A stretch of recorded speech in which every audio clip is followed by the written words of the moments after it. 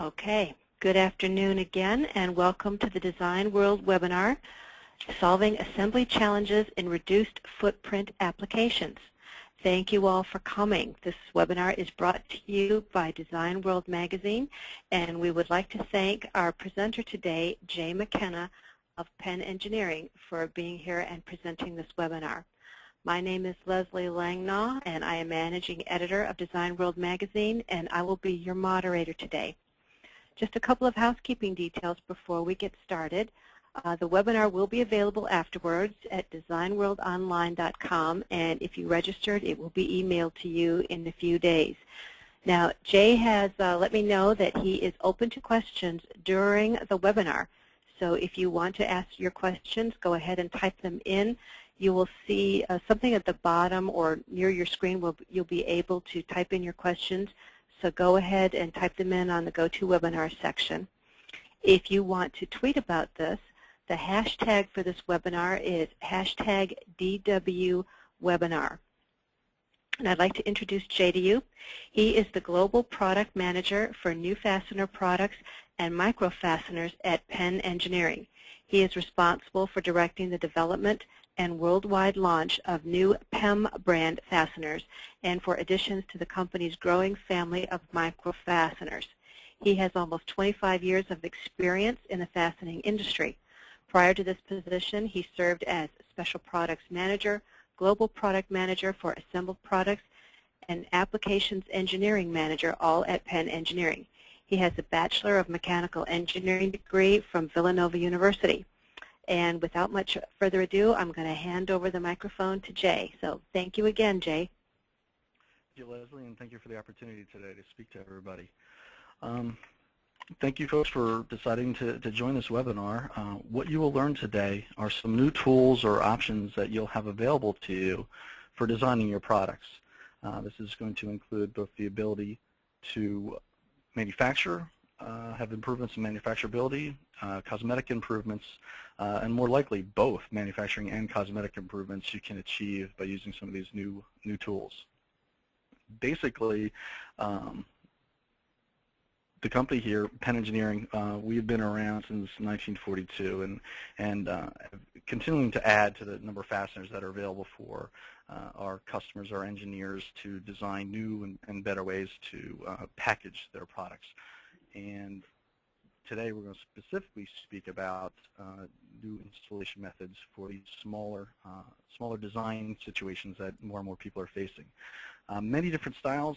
We're mostly known for self-clinching fasteners, but we do have broaching, surface mounting, weld. Basically everything you see here have existed for many years, but the requirements to get smaller and smaller have been increasing and increasing with greater speed over the years. Another thing you should be familiar with is what you can come to expect from your fastener supplier, be it us or anybody else out there. You want to be able to think of your supplier as a part of your engineering department. They need to be convenient to you, to provide you solutions, and to help you through design. For example, 200 times a month, we'll quote a special fastener for someone that they didn't quite find in the catalog. That sort of experience, solving people's problems 200 times a month for years upon years, many of the problems you may be facing may have already been solved. So you need to be able to go to your fastener supplier and comfortably ask them a question and expect that they will be able to solve it. So things such as on-site training, having local representation to come in and sit down with you and look at a print and determine maybe is there a more elegant way or more efficient way to design the solution. A company that's been around for some time will have more and more of those experiences to share with you. But that's the background. We'll start now to speak about what exactly is micro and how that plays with MicroPen fasteners. Essentially, these are for fasteners that are as small as M1.0. We have seen situations where there's been threaded screws as little as 0.8. So where it's going to be 2 years from now, I don't know. But certainly down to M1.0, tiny pins, and thinner sheets. The ability to clinch flush into sheets as thin as 12 thousandths of an inch or 0.3 millimeters has become more of a need. And again, this is something with my experience here, we never saw or perceived the need of this years ago. But what we have done over the years is we have a service that we call our CSI, or Cost Savings Investigation, and either we'll go to a store, literally, and buy something and tear it apart, or more frequently a customer would come to us with a product and say, how would you have put this together? So we would tear it apart. We're finding more people are requiring thinner and thinner sheets, more and more of it being stainless as well, so they can get the strength, yet the ability to go to a thinner sheet. And finding 0.4, 0.3 millimeter applications is truly becoming more prevalent, especially in products such as small consumer electronics like cell phones, laptops, smaller medical devices, things of that nature. So now we'll get right into the different types of products that are now becoming available to you as the design engineer as an alternative to choose. Currently you may be using adhesives, you may be using welded fasteners, and perhaps just loose hardware, simply a screw and a nut. All of those have appropriate places, but there may be times where you wished you had another choice to choose from. And so that's the purpose of this presentation, is to give you some alternatives that maybe next week's design wouldn't warrant it, but the one next month might. So just food for thought that one of these may be a choice that gives you more ability to design something slightly different if you so desire. The first part we'll speak about here is the MicroPen. This is the first in our line of MicroPen fasteners that we launched.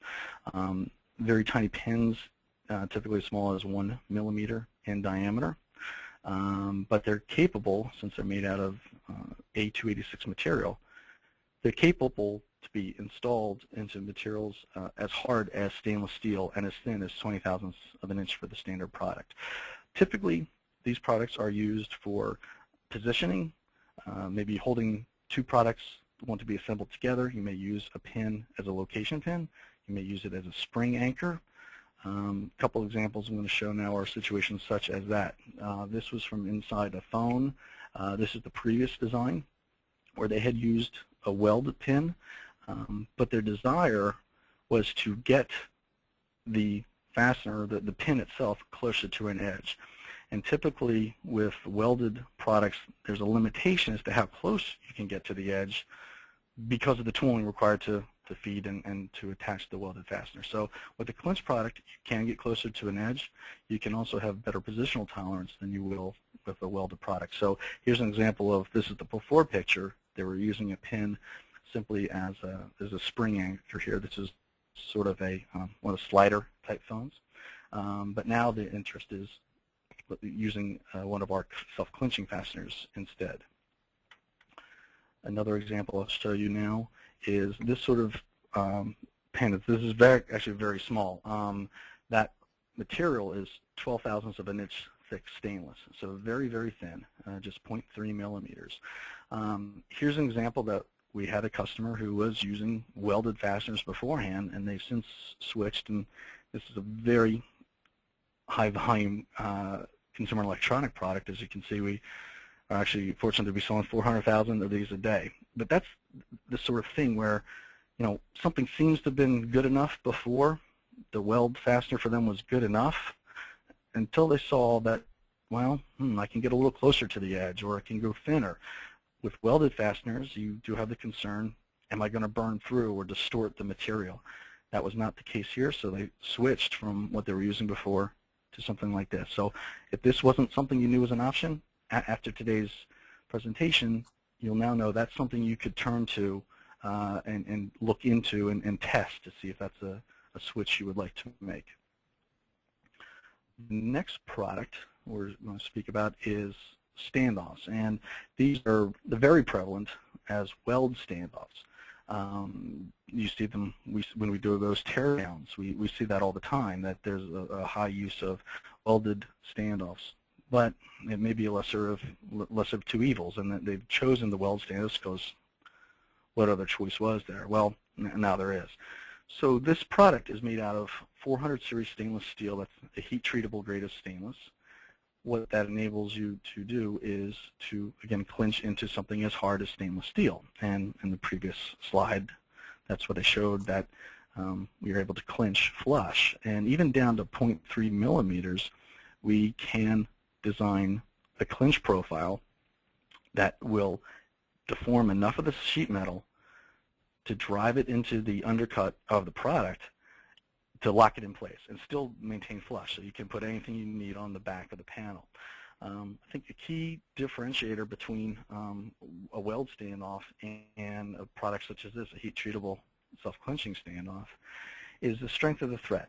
I think many times weld standoff, they certainly want to make it as short as possible because everyone's desiring to make the envelope of the product as short or as thin as possible. But with a 300 series stainless weld stud, when you weld that to the panel, you are slightly annealing it. So the thread strength is less than a MSO4, for example, of the same length, because that's a heat-treated steel thread that's now clinched into place.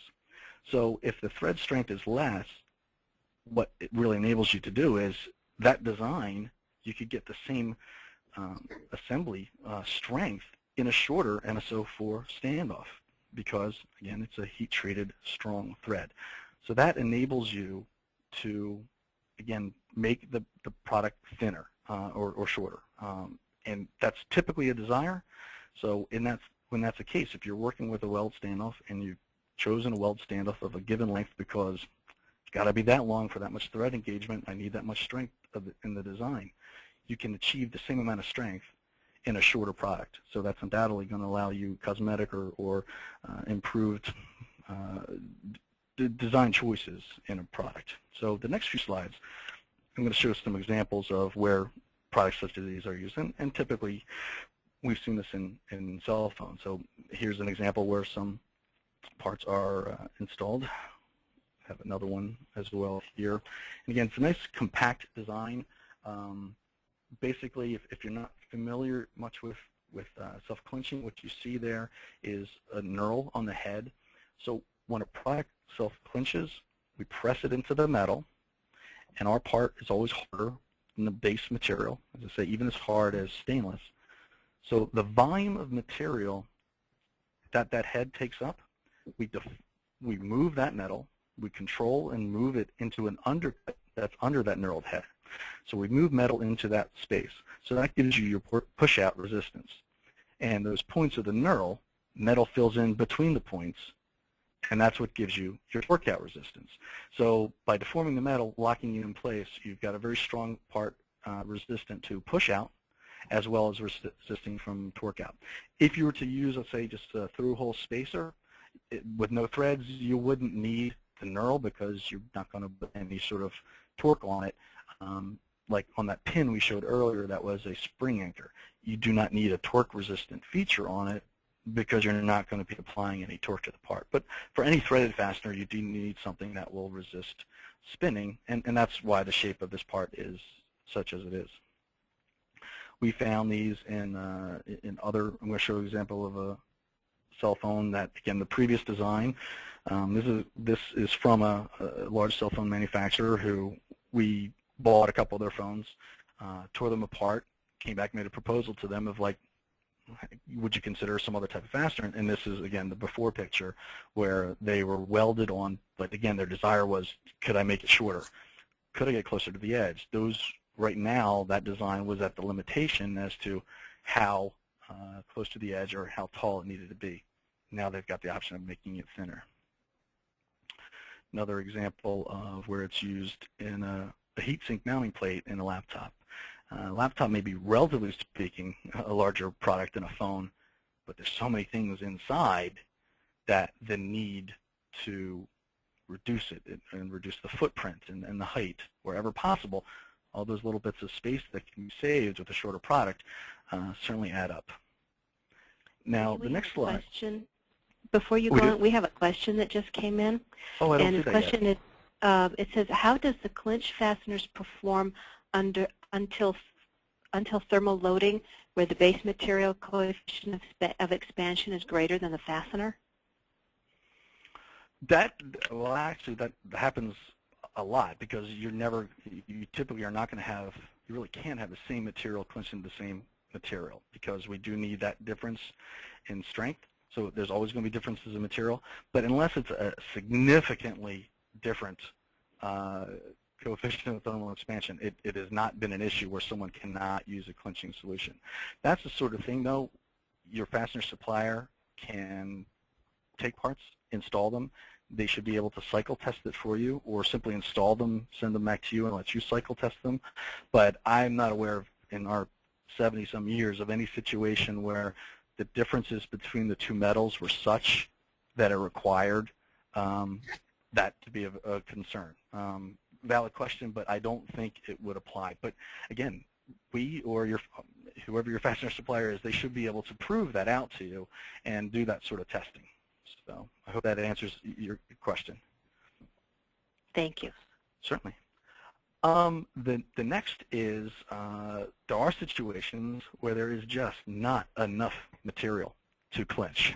And when a situation like that arises, like for example here, where it's a 0.2 millimeter piece, heat sink mounting plate, I mean, that's frankly less than 3 pieces of paper thick. There's just not enough material there to deform, to move it into an undercut in between some teeth to prevent turning. So when that sort of situation arises, or if you have multiple thin layers that you're looking to assemble together, a product such as this would be an appropriate consideration where part of the material of the fastener deforms. So in this case, our fastener is less hard than the panel.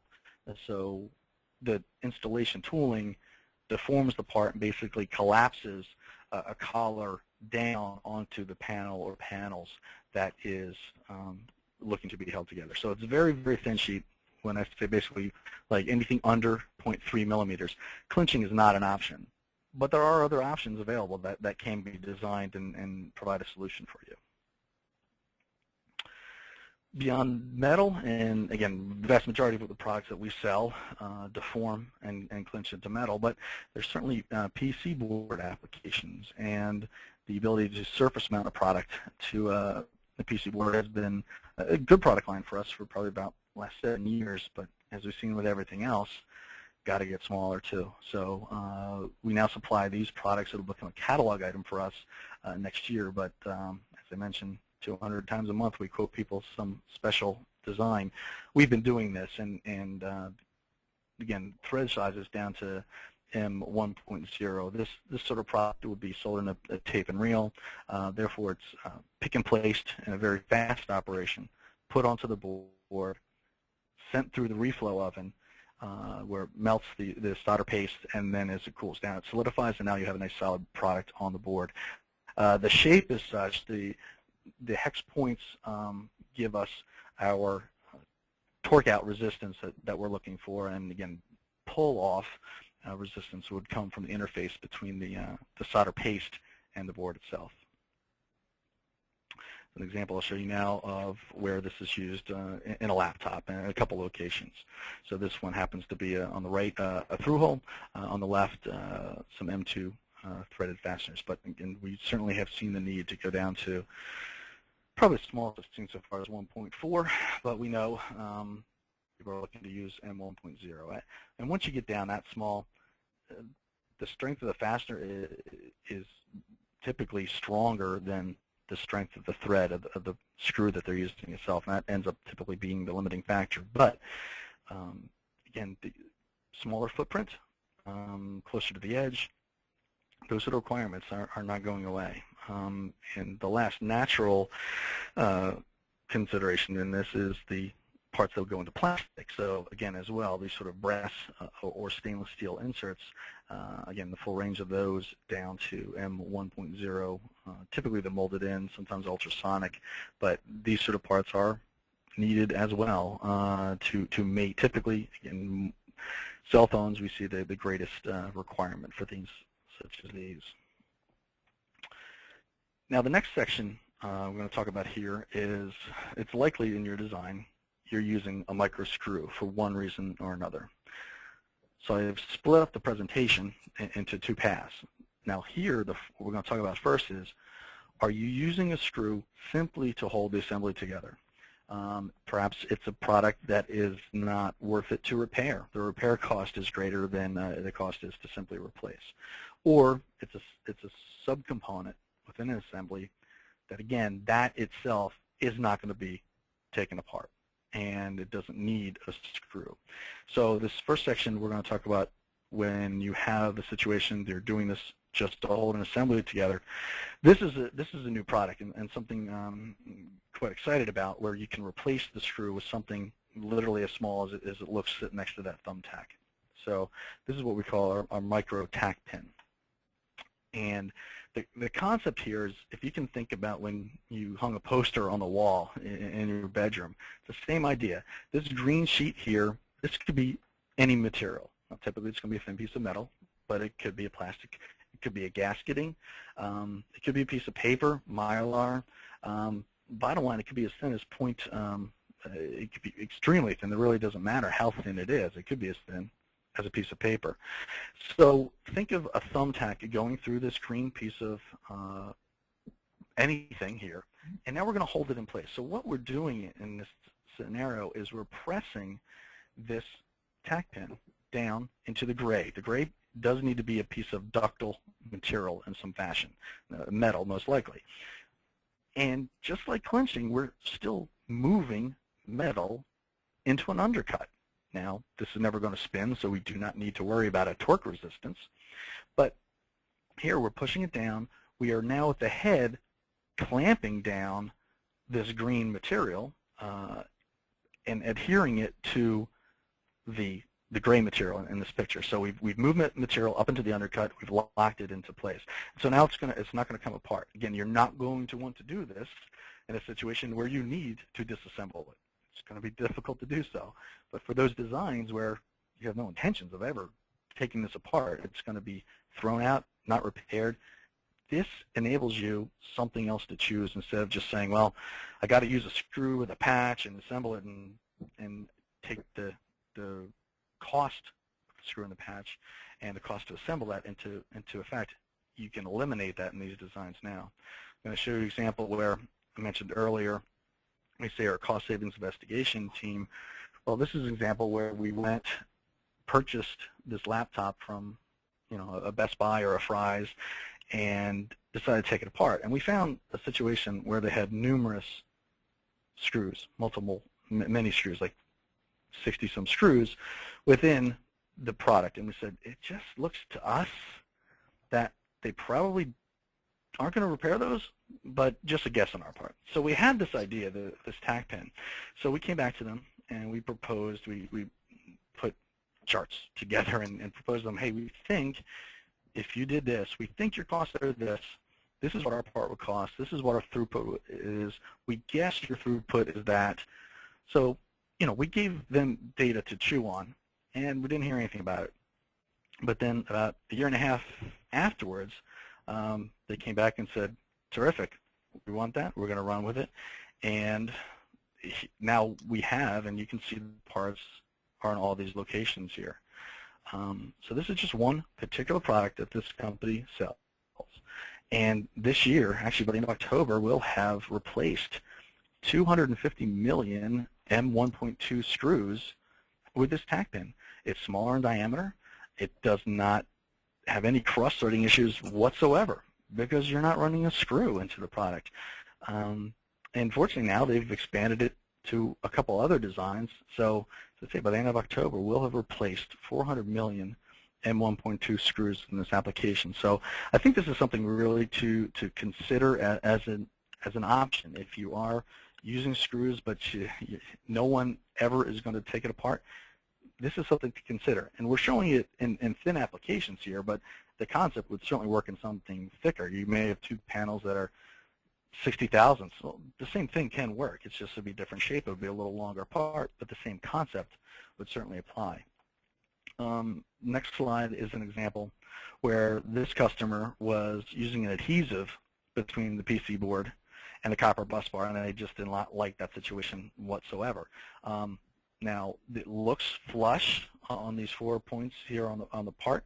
It's not flush. It's about 10 thousandths above the panel, so it is proud of the panel a little bit. But again, it is much cheaper than the alternative. They were also considering threading, tapping the copper bus bar and then running a screw into it. Well, the head is certainly thinner than that screw is going to be, smaller in diameter. They don't have to worry about tapping or cross-threading.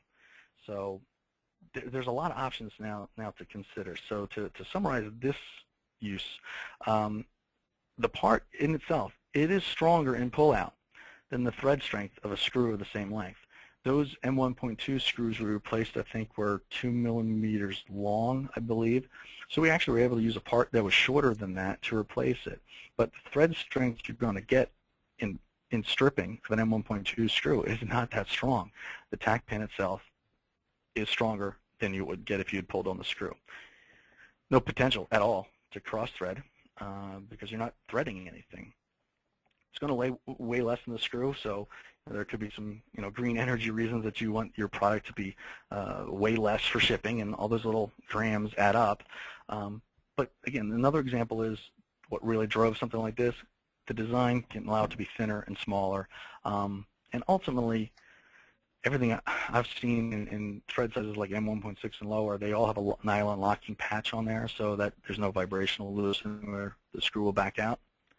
Well, there's no thread on here, so that's an impossibility. So that cost, that adder of buying a cheap micro screw but having to have a patch put onto it, that's gone now as well. So that's the benefit of the part itself. The process cost savings, you can picture in your mind. It's certainly faster to simply press something in than to rotate and turn a screw. So your throughput is an improvement. You don't have to worry about if someone on the production floor is going to misset the torque setting on the power screwdriver and cross-thread a bunch of things or strip them out. So therefore, it eliminates all that potential for scrap. And we've learned from some customers that adhesives can become a hindrance when it's time to recycle something, that they can't just throw something in the shredder and have it separated out, that sometimes adhesives are a concern, that it may poison the ability to recycle something. This is just a piece of metal like other products inside, so again, that is an issue that is of no concern any longer. So, for example, if you were to say, boy, I have an application I'd be curious about, this is exactly how we proceeded with that laptop application.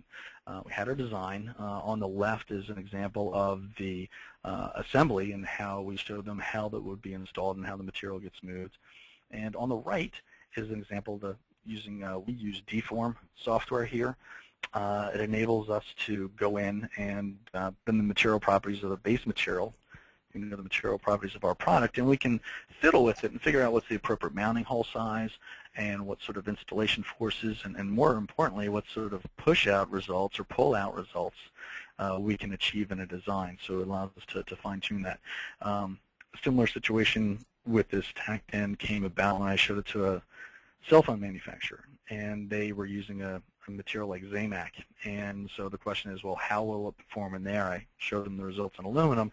They said, well, what will it do in Zamac? Well, you know what the material properties are. You plug that into Deform, you fiddle it with it for a little bit, and you can come back to them quickly with the result that then enables them to decide, shall we go further and now physically test it? And so again, tools such as this is something you should expect that your fastener supplier can help you with and help speed the time necessary to come from a concept to actual prototyping and then ultimately for actual manufacturability at your fabricator or at your own company.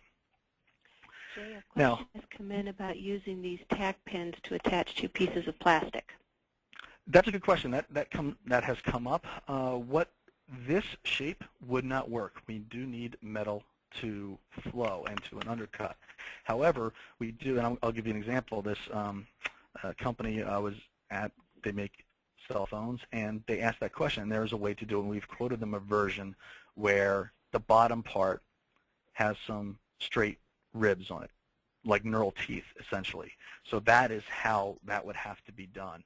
If it's plastic to plastic, that bulb at the bottom would be shaped slightly different, and we'd create an interference fit. Now, probably good to explain is why they asked for that. What they had used before were those brass inserts. And the brass inserts, when they were pressing them in, for whatever reason, they weren't doing a good job with it, so they would have plastic flow up and out, right?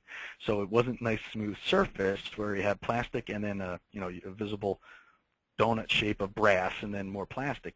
There was a bump to it because the plastic kind of squirted out. So when they took their very thin piece of stainless steel to drop on top of it, there was a bump there. So they had to account for that thickness. They didn't like that.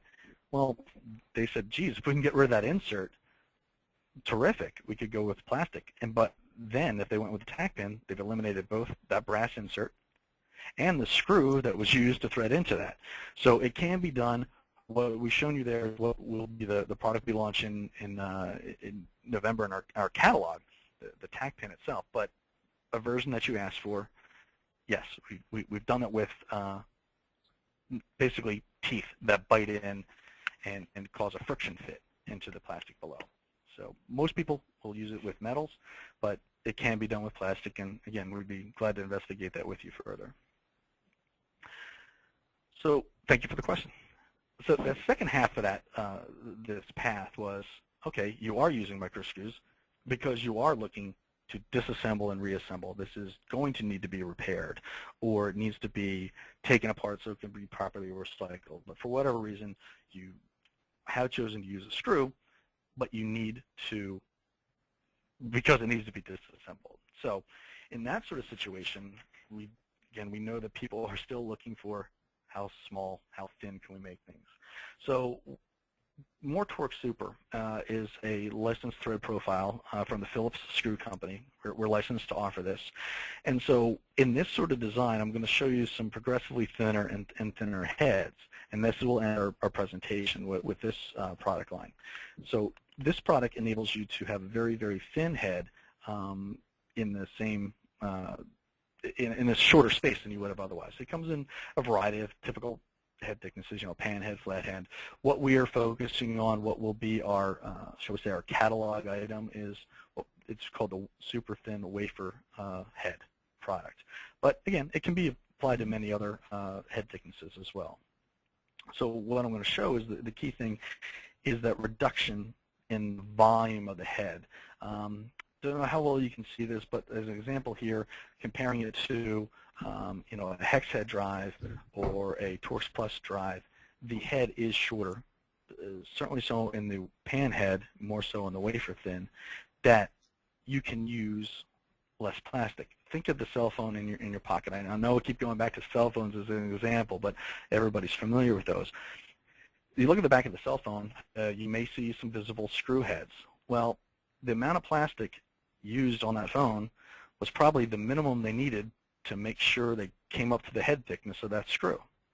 If the screw head had been thinner, they probably would have used less plastic, made it weigh less, made the phone thinner. So by switching out the design of the screw head, here's one way where you can do that. Beyond also the greenness of reducing the amount of metal in the product as well too. There's a 54% reduction in the head volume by going with more torque and the pan head style than there would be with typical internal hex or Torx Plus. So graphically, these are both M1.4 thread sizes. So you can see the diameters are the same, 2.4 to 2.6. But the difference comes in the head thickness, and so the drive width is different, 1.4 to 1.14. But the important thing here is that this average head thickness is 1.1 millimeters, whereas in the More Torque Super it's 0.8. So that in itself, there's a savings right there. But I'm showing here, so again, the head thickness is 0.8 on the pan head. But this next slide and my last slide is to show you that if you were to go with the wafer thin head, you can see that head thickness now in an M1.4 can be 0.2 millimeters. Extremely, extremely thin. So think about that, where you have a design, you wanted to make it tighter, shorter, thinner. If you're using a screw, this sort of drive system, More Torque Super, is something that will be available to you to, where necessary, save the ability to save height and maybe put less plastic around that. So that sums it up. And at this point, I think we'll turn it back over to Leslie, I believe. We have another question that has come in. Okay. And this one is, do you have a clip-on standoff for a 1.78 millimeter hole size on a PCB? Clip-on. I think I want a little bit more information on how they mean for that. We are typical for PC boards. It is broached in or surface mounted. I mean, a 1.78 hole size is very small in diameter. I'm just going to look through my catalog here and see what we typically would have. Yeah, I mean, typically our hole sizes are like 3.5 or so for the standard type of product. So it sounds to me that that's something where the thread is above the board but doesn't go into the board. So my answer to that is no, we would not have something like that, though.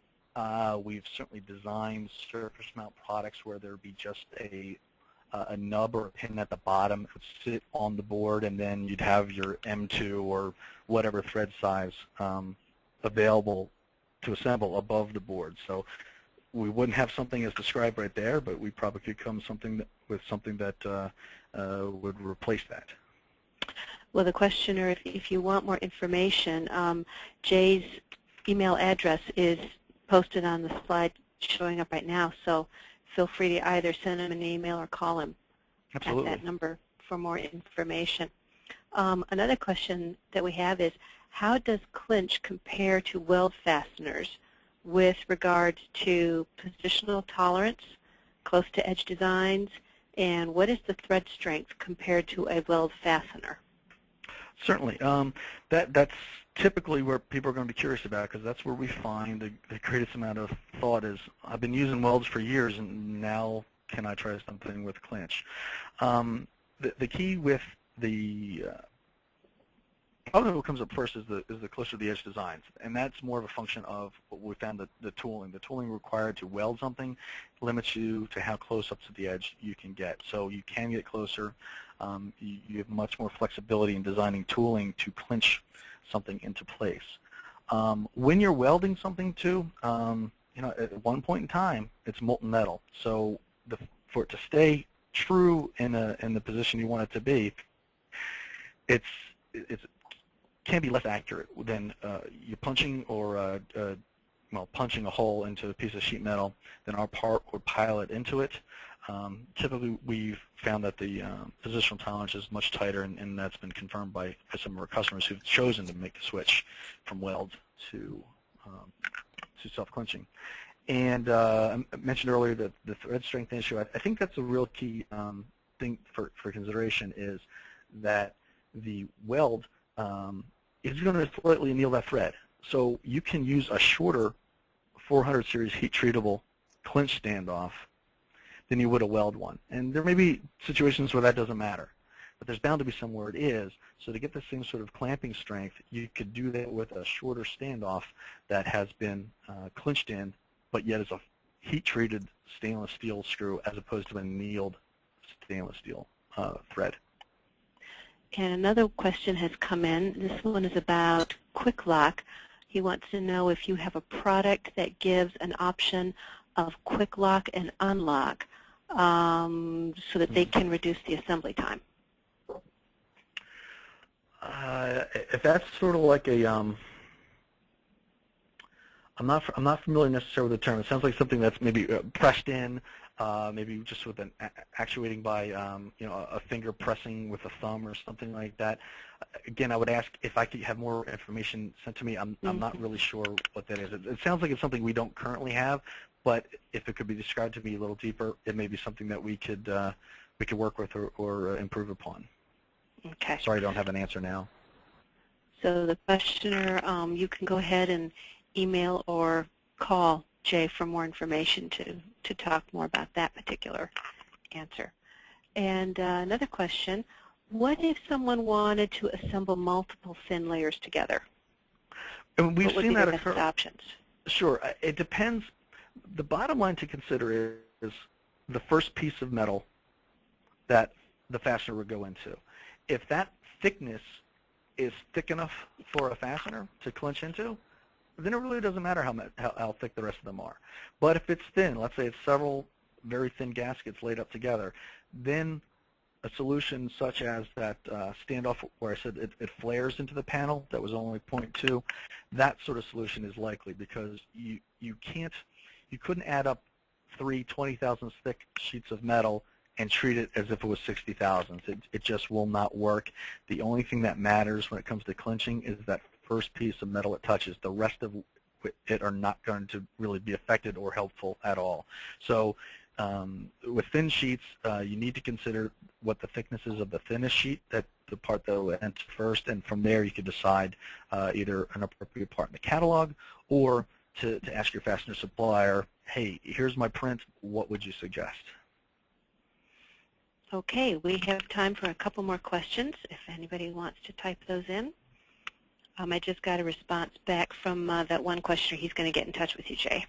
Okay, good. Well, thank you. I'm sorry I wasn't able to answer for the rest of the callers. Well, you may need, yeah, like you said, you need additional information sometimes. Mm-hmm. Okay. I'm not seeing any more questions coming in. So if anybody, just as a reminder, this webinar will be emailed out to, or it'll be available on our website in the next couple of days, and if you've registered for it, you will receive an email for it. If you have any questions, though, feel free to contact us, or you can also discuss it on engineeringexchange.com if you have additional questions. And, oh, we got a nice thank you. Oh, something else just came in.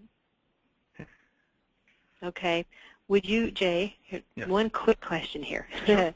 Would you recommend using MS04 micro for the 1.78 millimeter hole PCB? Well, again, if the hole size, if literally this is a design that's already in place and it's a 1.78 hole, that hole is very small. Our smallest mounting hole right now for an MS04 is like 2.4. So I would say no. If they say they could open the hole up to 2.4, or we could design a special, but that's going to be very small. I mean, I don't know what thread size this design is, but you need a certain amount of space to still get that undercut in the fastener that we're going to capture the material with. So that's something we would have to look at. If they're set that it's a 1.78 millimeter hole and it can't change, less options. If it can change, then we probably could easily put in a standard MS04 into 2.41 size mounting hole. Again, that's the sort of thing that, myself or our applications engineering group here could, always work those sort of situations out with a situation such as this. Okay. Well, I'd like to thank everyone who attended for attending, and Jay, I'd like to thank you and Penn Engineering again for putting on this informative seminar. Again, if you have any questions, feel free to contact Jay at the information that was provided on the previous slide, or you can contact us and we will forward these things to Jay as well. So thank you all for attending, and have a great afternoon. Thank you.